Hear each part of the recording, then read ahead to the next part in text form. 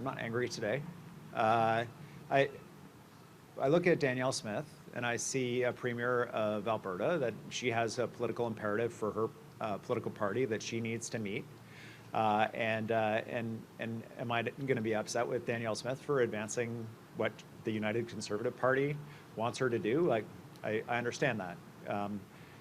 The Prime Minister needs to de-escalate with Alberta and find a path forward. I understand that. The part where I'm going to get my elbows up, to borrow a phrase, is when this conversation about this non-existent project begins to actively compromise projects here in British Columbia that are real and meaningful and will actually make a difference in British Columbia for people who live here, for our government's finances, for federal government finances, and so on. And it really pissed me off that we lost the Nutrien deal, because I think that was entirely avoidable. And that is the one that gets under my skin. That is the one that makes me really unhappy. We cannot afford as a country or as a province to lose real projects in the name of politics right now. We need every possible project delivered. And so my commitment to the Prime Minister, my commitment to Scott Moe, should I hear from him, is that we will work with them. I spoke with the Transportation Minister yesterday at the federal government level to say we will work with them to do our best to reverse that decision of shipping potash out of Washington State instead of British Columbia. We have to address the bottlenecks to our ports.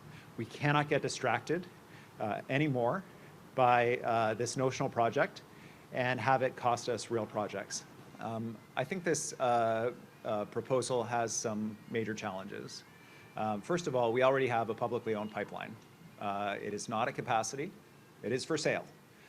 Nobody wants to buy it. For this new pipeline proposal, it similarly has no company that has stepped up and said, even under the most optimistic conditions, that they would be interested in building it, that if it were already built, that they would be interested in buying it, which leaves only one possible way that it could get built, which is through a massive taxpayer-funded support in the order of $30 to $40 billion of taxpayer dollars to get it built. Now, in that scenario, I think British Columbia has some projects that could compete with this one that would create just as much opportunity and be significantly cheaper to taxpayers.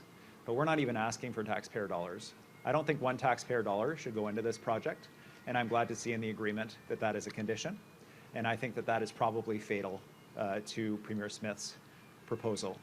I understand the Prime Minister was speaking to the Calgary Board of Trade and jokingly asked if anyone wanted to be a proponent of the project.